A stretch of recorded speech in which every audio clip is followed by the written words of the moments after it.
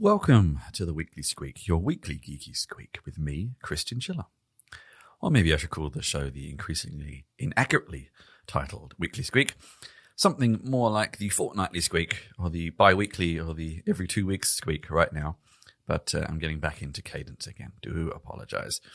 But I have a very good show for you. I have some interesting links, and I have an interview with David Nalley, the ASF, the Apache Software Foundation Executive Vice President, fresh from ApacheCon here in Berlin last week.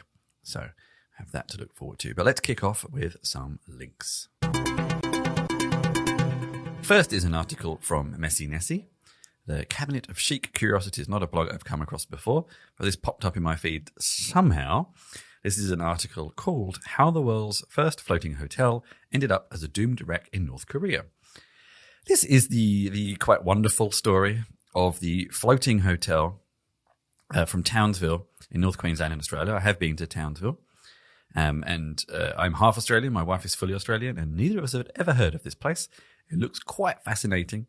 Built in 1988. It's like, yeah, you have to look at the blog to see the photos. It looks like some kind of floating fortress, but it was a luxury hotel. But, of course, whenever you have such an ambitious project, it was not deemed to be. So it was built in a Singaporean shipyard in the 80s and then towed into position. It had tennis courts, it had a disco, it had a bar, it had obviously a boat you had to take to get there. Towed out to near the Great Barrier Reef. Opened in February 1988.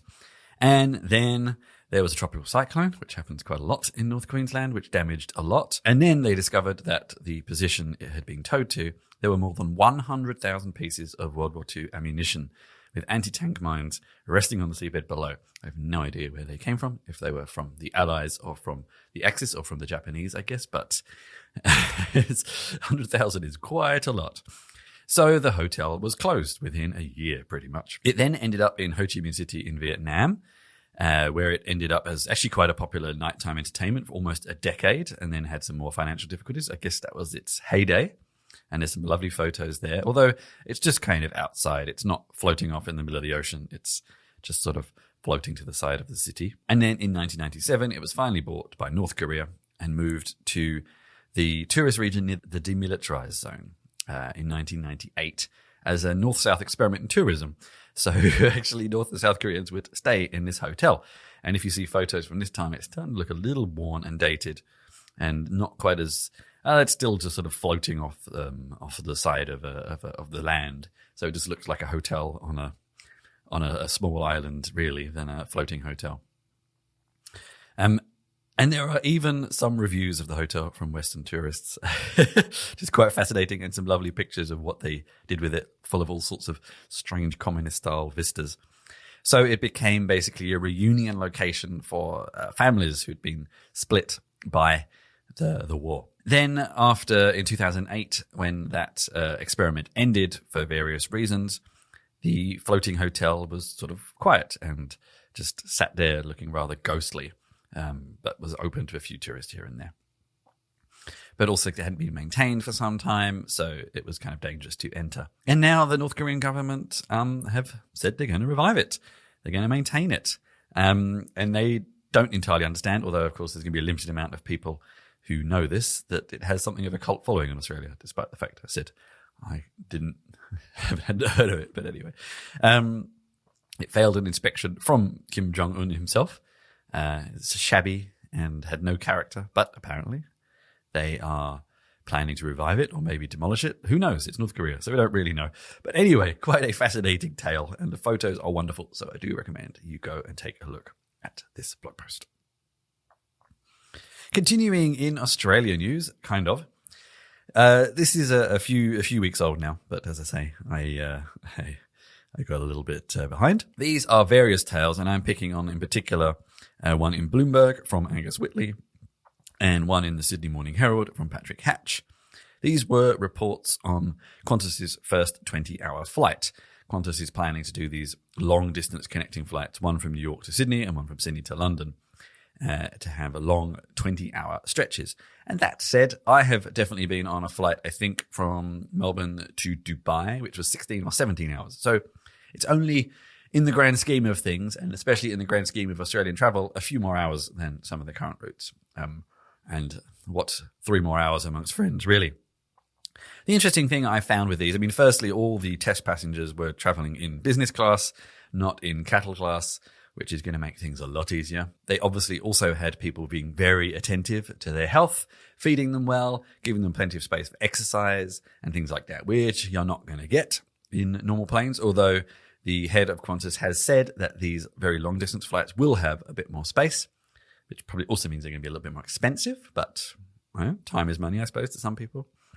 And actually, the interesting thing reading this is really it didn't seem like that much of a struggle, that much of a difficulty. In these near perfect conditions, of course, it didn't seem that hard for them to adjust.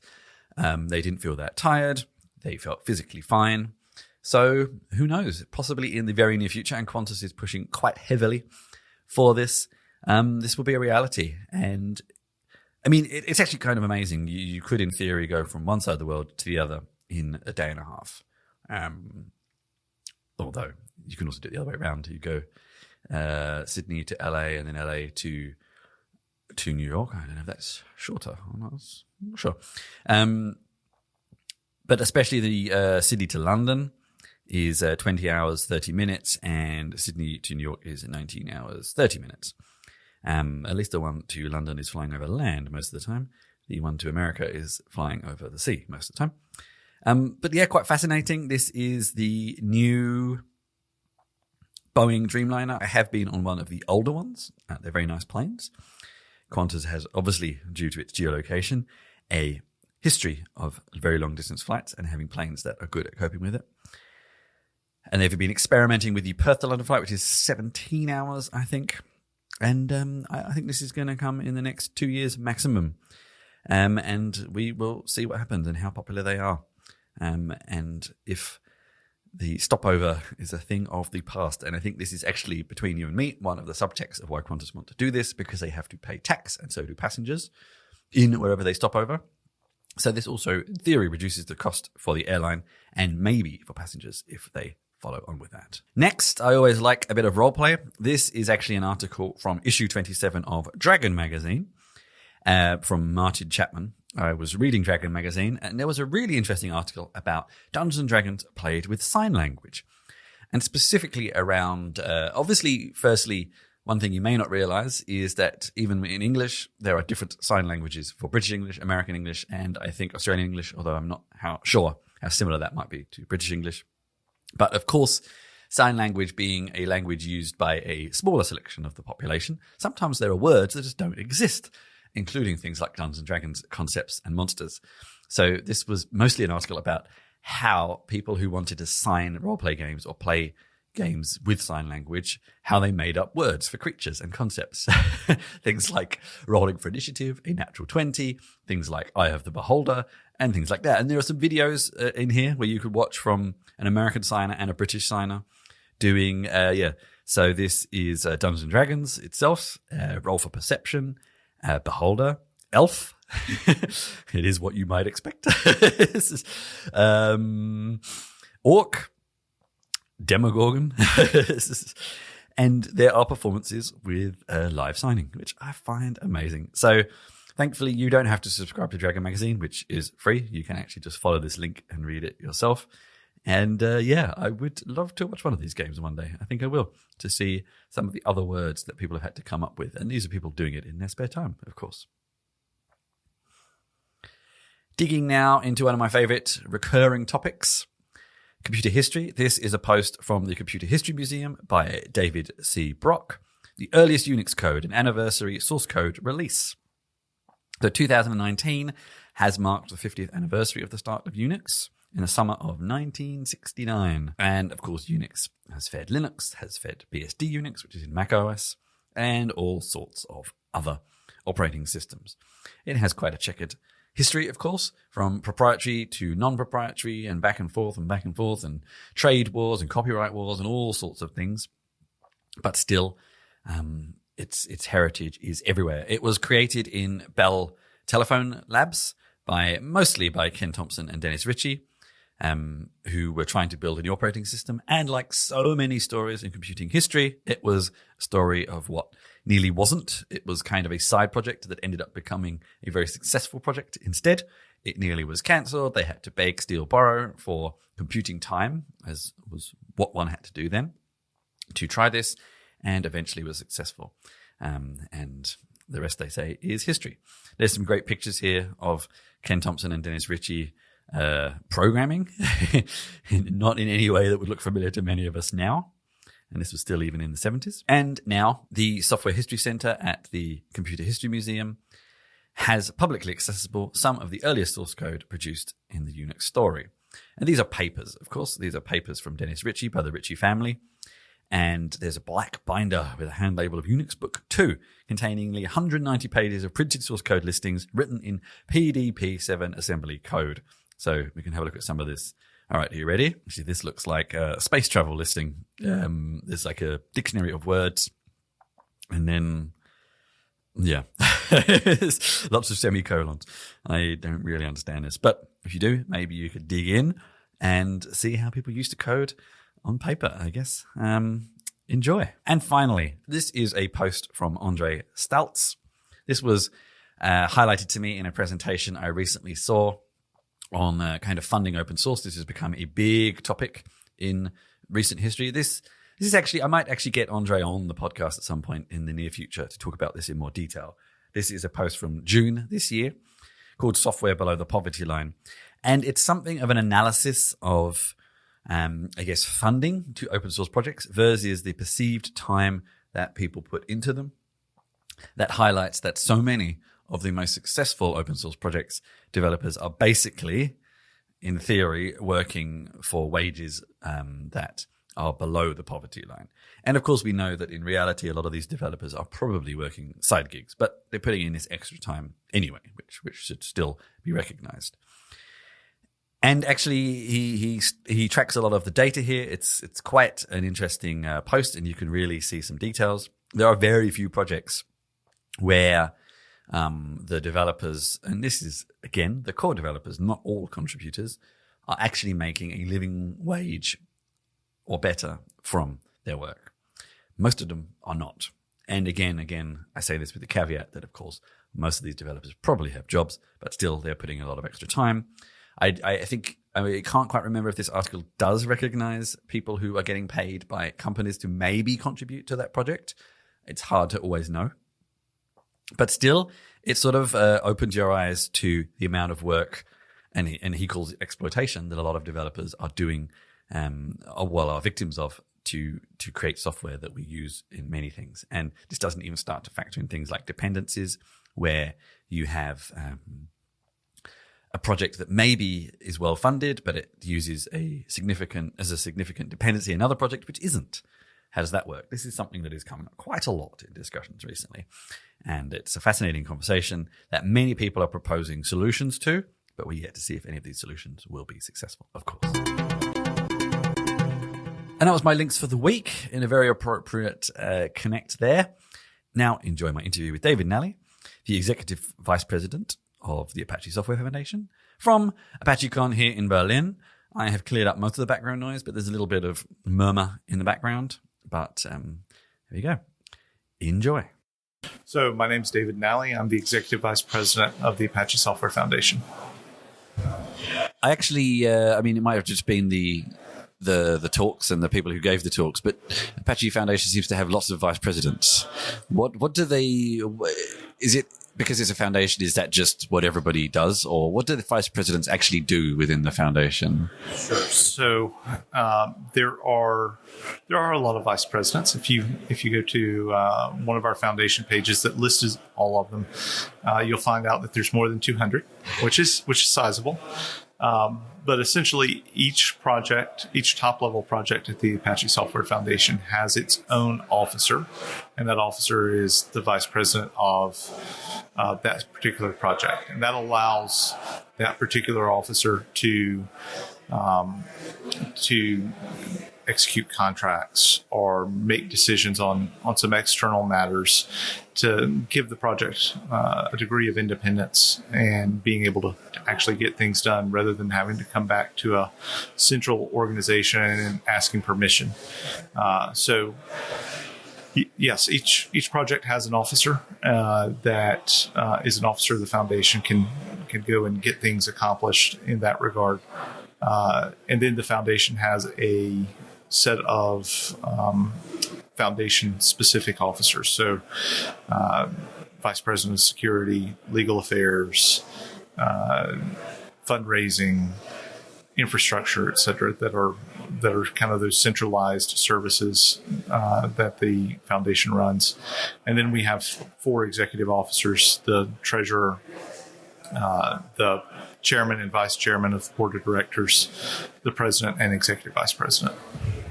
Maybe we went too soon. We didn't really explain, for maybe those who haven't encountered the Apache Software Foundation, what is the Apache Software Foundation and what, in a nutshell, does it do? So the Apache Software Foundation is a 501c3 nonprofit public benefit charity. That means it's a U.S. corporation. And by law, its obligation is to serve in the public good. So our focus is being a benefit to the public at large. The ASF has its mission of producing software and releasing software free of charge to the public. And that's our mission. Now, the foundation itself, i.e. the people who, the board of directors and the executive officers, we don't actually produce any software ourselves. We do provide some scaffolding and some resources for projects to help them deliver software. And we provide essentially a governance model, a license, a set of known good intellectual property processes that allow the projects that come and call the ASF home to have a known process for being able to then focus on actually releasing software. And this is somewhat typical of many software foundations. There's a couple of exceptions, but they don't usually produce anything. I've actually interviewed Brian, I always forget to pronounce his surname. Yeah, who's now at Hyperledger a couple of times, and that's one thing he was saying to me. It's like, yeah, we don't make anything. No one codes anything here. Would you say that ASF was the first open source, and I'm putting that in quote marks for now, foundation, or were there ones before it? I believe, and I'm certainly open to being fact checked here, I believe that maybe the Free Software Foundation predates us. I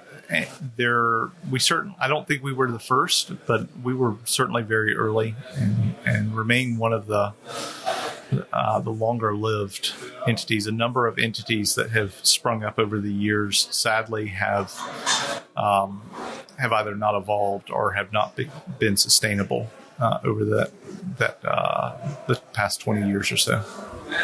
And that's why I put open source in quote marks to begin with. So I'm guessing if the FSF was first, then they're probably the ones who also maybe coined the term open source first, because I know it's not necessarily an old term.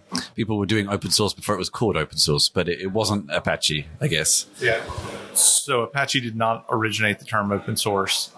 The Free Software Foundation also will not claim that they coined the term open source. And there's always a bit of contention around, is it open source or is it free software or is it free Libre open source software? So. Yes, we won't go into that right now. That's a difficult subject to breach right now. So. I'm happy to talk about VI and Emacs too, if you want another controversial subject. Not really, no. I'm using Visual Studio Code. We'll just ignore that problem. So you touched on it a little bit lightly, but to the projects that are part of or come under the ASF, what do you provide to them? So we provide a base level of infrastructure, so project websites, version control, backups for all of those things, access control functionality. We provide legal resources that they can take advantage of to do things like review licensing, in some cases review contracts with external parties. We provide a very base level of brand management and also public relations management. So if there's something really notable, we have a press team that can generate press releases and help deal with press interviews. If there's a trademark that needs to be registered, we have folks that can do that. Really, though, I think when you talk about what the value proposition is, because most of those things are commodity or easily obtainable. It's pretty trivial to go set up a project website. It's pretty trivial to get version control. I think the true value add that the ASF has is we have a known governance model that seems to work for a lot of projects. It's not the only one that works, but it is something that's been proven over time to work, and people know what to expect from it. We also have a set of IP policies that, again, they've been proven over time. People know what to expect, and that's both people who are contributing inside the project as well as consumers. So there's very little surprise there. And I think that those are really the value proposition for the ASF is that while it may not be the only successful model, we have a model that projects can come adopt and has been proven over time. And the thing that interested me when you talk about what you provide to projects, obviously there are some projects that are much bigger than others. And are these resources you provide mandated? Like if someone decides they want to use a different version control system or a different website, are they able to? So we try and mandate as little as possible. We have folks who have really massive projects and need to run their own continuous integration systems, and they're free to do that. In terms of what we actually mandate that folks use our mailing lists so that we have a record of decision making. That's actually been important in the past where we've been sent subpoenas for legal cases asking for our mailing list records so that they could find out who contributed source code, who was making decisions about a project. So that's really a provenance issue for us. So the place where you make decisions has to live with the ASF. And source code, we have to have control over the source code. And so generally that's going to be Git or Subversion. If you want to use something different, I have seen yes. And so mirrors are certainly an option, and that's what we used to do with GitHub before we introduced some native functionality around controlling access there. But the code and the decisions you're making around the code are the things that are really mandated. If you want to use a bug tracker or CI system elsewhere, we even have some folks that are working on moving websites out from inside our things. So we try and mandate as little as possible. And a lot of that mandate really does come back to the legal requirements that we've been forced to deal with over time. Yeah. One of the things that's actually interested me most about the ASF is understanding when or why a project becomes under the auspices. And you have the sort of incubated projects and the graduated projects. But how does a project even start that journey? Do you approach them or do they approach you, or is it a bit of both? And what does everyone look for, I suppose? So we rarely, I would probably say almost never do we go out and proactively approach a project. It is, as I've talked about elsewhere, we're not set out on a strategy to be the dominant open source foundation in the world. We're not trying to collect projects. We want to make sure that projects are a good fit for the foundation, because the way that the foundation operates and the governance model that we have is not necessarily a fit for every project, and that's okay. There's a lot of other models of developing software that work equally well, and so we want to make sure that our governance model and our culture is a fit for projects. Typically, the way a project comes into the ASF is they will want to join us for a myriad of reasons, and that could be anywhere from I want to make sure the project survives a single founder, or we want to build trust in the community, and that doesn't happen because a single vendor currently controls a project. There's a whole host of reasons that the projects are might want to show up at the ASF, and some of it is they may want just a known process.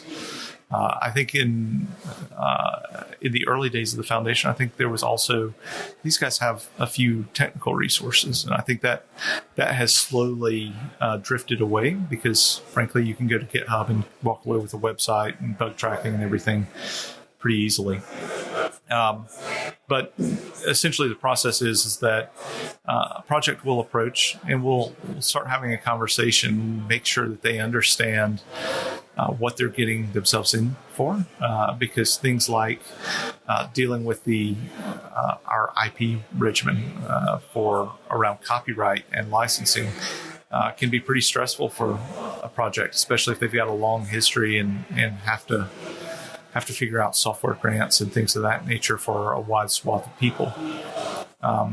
We also want them to have a good understanding of how we actually operate in terms of governance and how projects make decisions, because frankly, that's foreign to a lot of open source projects, particularly if it's coming out of a company where you have product managers and product owners making decisions.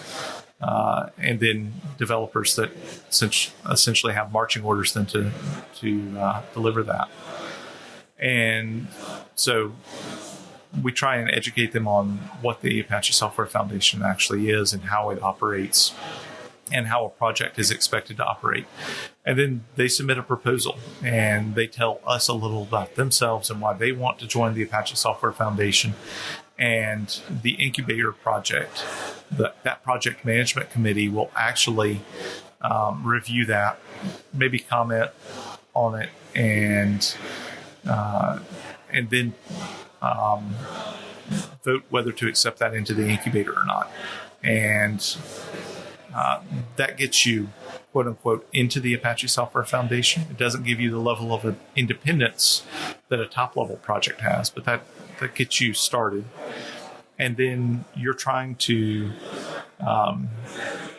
demonstrate while you're in the incubator that you can govern your project according to our model, that you're making consensus-based, transparent decision making, that the people actually driving the project are the people doing the work, and that the project actually has a community around it and is able to grow. Are there, but sometimes it does seem that there's particular themes within some of the projects that ASF tends to take on. Is that true, or is it, sometimes like birds of a feather flock together type thing? Or are there sort of types of projects you're likely to probably say this isn't a good fit to? So historically, we've turned away some projects that were maybe not in our wheelhouse. So we've had some things like hardware projects approach us, and frankly, we didn't. So we've had actual folks want to bring hardware designs, so chip designs to the ASF, and we were kind of scratching our heads there. I do think there are themes, right? So big data is obviously a theme that you could say, but there's no strategy that says we're going to go become the dominant big data player. I think most of the big data folks showed up after, we had, frankly, Lucene. Yep. And Lucene spawned Hadoop. And then suddenly, because everything else wanted to be in that same ecosystem, those projects started showing up. So it it's less a strategic decision that was made than, oh wow, apparently we're the home for big data. So I do think it's that birds of a feather are showing up together in a lot of cases. But then also you've acquired projects that maybe might have died without it, like things like OpenOffice, which is not particularly in fitting with a lot of the rest of the portfolio, but it was an important project, and it was, had the potential to maybe not have anyone look after it if no one took it over. Yes, I think there's a number of projects that have come to us that perhaps otherwise wouldn't have had a home. Our concern, again, our mission is to release software for the public or to the public free of charge, but we have to act in a way that is consistent with the public good. So making sure that there is a community around those projects. Frankly, we don't want a bunch of zombie projects with dead code that no one's paying attention to. That's not good for anyone. So kind of our threshold there is that we're looking for projects to have a minimum set of folks who are paying attention, and generally that number is around 3. And so if you can muster 3 people who will actually commit to paying attention to what's going on, responding to security issues, and making sure that those are timely dealt with, then we're not terribly worried. 3 may not be the right number for some projects because some projects are massive. But 3 is kind of that minimum viable project level. It's also a magic number for trusted systems. Yes. You started to lead into it a little bit there, but I was wondering, are there ever times when a project is asked to leave or asked to leave? Maybe it's a zombie project, or maybe, open source is interesting at the moment with some commercial interests growing, and it may be that a new owner of a smaller company that used to maintain it is now doesn't really align any longer, and things like that. Are there any times that's happened? There obviously are times where we've discovered that perhaps a project isn't a good fit, or the project discovers that the ASF might not be a good fit for their particular project community. Generally, that happens in the incubator. I wish that it was discovered long before they invest the energy to join the incubator, but we've certainly had that happen where either a project was not able to maintain a growing community, or their community culture did not mesh with the ASF's culture, and so they have gone on to other things. But frankly, rarely is it the case that I can't envision a situation where a corporate interest would take it out. I think that would actually be a legal challenge for us to do, because as a public benefit corporation, I don't think we could just turn over and say, hey, go develop this software in a proprietary manner. I think there would be some legal challenges just because of the obligations we have under U.S. law as a nonprofit charity. There are certainly times where we have seen private companies fork an Apache project. A number of those times they end up coming back because the overhead of keeping up with the outside project and their own internal fork is too expensive. So, it really depends upon the project specifically. But certainly, I think that I think we've seen a number of times where projects discover that they're not a good fit for our culture, and they're perhaps, in many cases successful on their own, and that's great. You and a couple of the other speakers this morning mentioned several times, and I don't know if there was an allusion to something that I wasn't aware of, protections from aggression.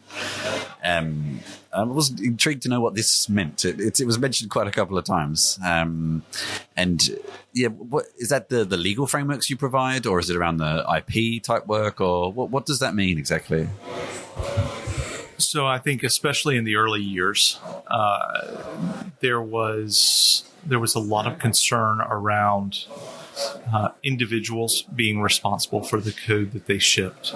And one of the protections that the ASF aspires to provide for all of its projects is serving as a legal shield to shield the individual contributors. I think, for better or worse, the ASF has seen more than its fair share of legal issues, and generally that's us getting a subpoena, or we've even had a couple of times where Congress has sent us a series of questions because apparently open source is important and they don't quite understand it. So please tell us about all these things that are vital to national security. And so the foundation hopes to provide a resource that can actually respond to that and shield our individual contributors from receiving subpoenas and having to deal with scary things that require attorneys. Fair enough. Now, we started skirting around this issue a little bit earlier, but I would be interested to know, because in one of your last slides, you were showing the things around inclusivity and diversity. Not just on that, but there have been some examples recently of other open source software foundations having some problems with some of their figureheads, the kind of benevolent dictator, some just having had enough and wanting to retire, as it were, some maybe leaving in less happy circumstances. So what does the ASF do to prevent someone becoming maybe too dominant and too dependent upon that it would be very difficult for things to run without? And I suppose as well, also passing that same feedback on to the projects you look after as well. Right. So we've been pretty allergic to the idea of a benevolent dictator, just as our culture. That's true. Frankly, every year board seats are up for election. Every board seat, which means that once a year we could elect a completely different group of people. So that's one thing. I think there's also been a huge focus on getting folks involved. My goal as the executive vice president is not to be the executive vice president for the rest of my life. And I know that a number of the other executive officers and board members have something similar. They're wanting to play their part today and then grow the rest of the community to end up taking over for that. One of the things that was shared with me the first time I took a leadership position at the ASF was, all right, now your first job is to go find your replacement. Yeah. And so very rarely will you see some very dominant personality come out. And as a matter of fact, I think a number of the founders have taken a visible step back to make sure that isn't the case. So, frankly, I think it's part of our culture to make sure that we have decision making by consensus, both at the project level and at the foundation level. And while some of us may take on a leadership role at a point in time, it's not. We're not setting up dynasties or fiefdoms that's built around that. Actually, before I kind of get to some wrap-up questions, one thing that we haven't really spoken about very much, we've talked about the governance of projects that you provide, but obviously a lot of people also know Apache for the license or licenses, I'm not 100% sure, as well as the HTTP web server, which is a whole other conversation. How much of the foundation's work is around the license? And I'm guessing it probably doesn't change a massive amount particularly regularly, but what does the work involve, and what's the percentage of that around that, and what does it kind of mean to the foundation, I guess? Sure. So the license has been relatively static over the years. We've had the occasional revision, but by occasional revision, I'm talking greater than a decade since the last one.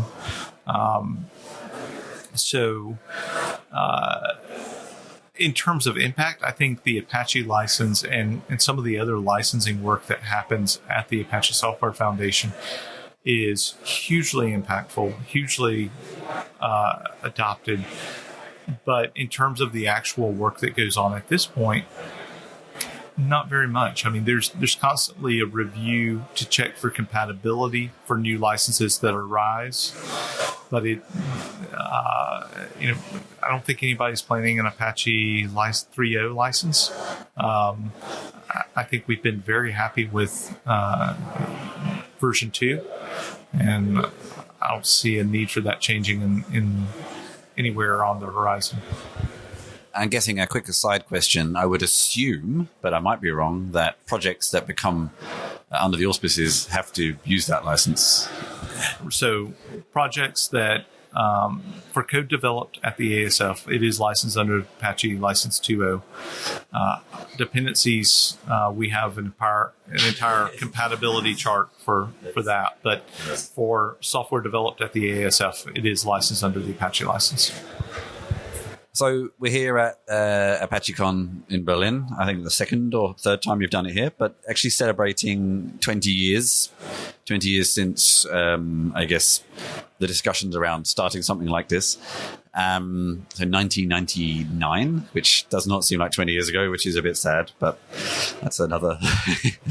In your knowledge and your experience anyway, I don't think you've been with the foundation for 20 years, so just to what you know, what would you say have been some of the biggest challenges, and what do you think will be some of the biggest challenges moving forward?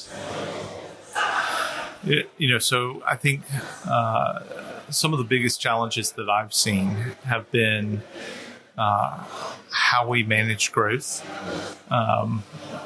Even when I joined the foundation, which has not been that long ago, it felt like a collaboration of friends, and it was easy to become friends with everyone, and you could get a sense of things that were going on in the foundation. You could grasp the breadth of projects, even when I joined in, which is relatively late. Today, I think that's a bigger challenge. We have 200 top-level projects in really varied areas, everything from low-level IoT platforms to big data. And so it's a much larger challenge to understand the breadth of what's going on. It also means that you're a little more disconnected from other people at the ASF who are working on challenging things. It's actually one of the reasons I think ApacheCon is really valuable, because I get to interact with people who are writing software for IoT platforms, which is completely outside of my experience. And I get to see folks who are working on big data and all of these other interesting things. We happen to be in a common space. So I think one of the challenges has been, how do we sustainably grow without growing so fast that we dilute our value and dilute our culture. And I think that's been a challenge and will continue to be a challenge, because part of the value that I hope that we deliver is that our governance model and our culture is something that we can pass on, and that becomes a more difficult proposition as you continue to scale up. Final question, which we possibly should have opened with, but what projects have you worked on or do work on that are part of the ASF? So I first joined the Apache Software Foundation working on a project called CloudStack, and helped bring that through the incubator and become a top-level project. And occasionally I'll still work on that, although not very frequently. I've also worked on JClouds. I've helped mentor a few projects coming into the incubator. And as a matter of fact, just sent a proposal out for a new one that is a project coming from Tencent that they want to open source and make available, bring it to the Apache Software Foundation for governance and community. And that's called TubeMQ. Once I showed up at the ASF, I realized that I could start working in other areas. So I worked as a volunteer on infrastructure, brand management. I try and pretend like I know something about public relations. I don't really, but Sally lets me hang out on the mailing list anyway. And so I've had the opportunity to work on a lot of software projects and a lot of the operational side as well. Actually, if I may ask one more question, because it's something you said there that just sparked an interest. It was sort of mentioned in one of the first keynotes around that at the moment the foundation is based in Delaware, or still is, I guess. And so you tend to have this slight American skew, although we are here in Europe, and there's often a little bit of discombobulation there sometimes. But you mentioned a project from Tencent. I know Apache Flink has also just been kind of acquired by Alibaba. There's a lot more open source coming out of Asia now. How will the foundation maintain these kind of cultural differences, but I guess bridge those differences moving forward? I mean, Europe and US, we kind of understand each other most of the time, but going into Asia is going to be more challenging. And how do you think the foundation will and should bridge those differences? So two things before we start into that. First of all, you can't acquire Flink because they acquired Data Artisans, right? So an interesting statistic that we've been tracking over the past couple of years is that China is now our largest consumer. 30% of our web traffic comes from China today, and by country volume, that is the largest consumer of our downloads and things of that nature. So they've long held that for at least the past 3 years. They've been our largest consumer. We have had probably a good half dozen Chinese originated projects that have become top level projects. But I think that is, we talked a little bit earlier about diversity and inclusion and how we pass on the culture. I do think that's a real challenge for us because, the world is bigger than a bunch of bearded white guys who are in America, and making the Apache Software Foundation welcoming and accessible to folks who may not natively speak English or maybe don't even have a professional proficiency with English is one of those challenges that I think is out in front of us. And I do think there's a little bit of a cultural barrier, particularly with Asia, because we're kind of used to the oddities of Americans and we're kind of used to the oddities of Europeans, and that has historically been our strong base. But there are a lot of folks who are passionate about that. I know that Craig, the chairman of the board, has been spending a lot of time in China, interacting with folks and trying to convey the value proposition that we offer, because I worry that is occasionally lost in translation and people just see this as a place to go store open source projects. So he's been working on that. We've had prior presidents who've spent a lot of time in Asia. We've even run ApacheCons in Asia as trying to get that message across of what we can offer. We may not be a fit for everything, but trying to get folks who are okay with our governance model and our culture acclimated to being able to do things here.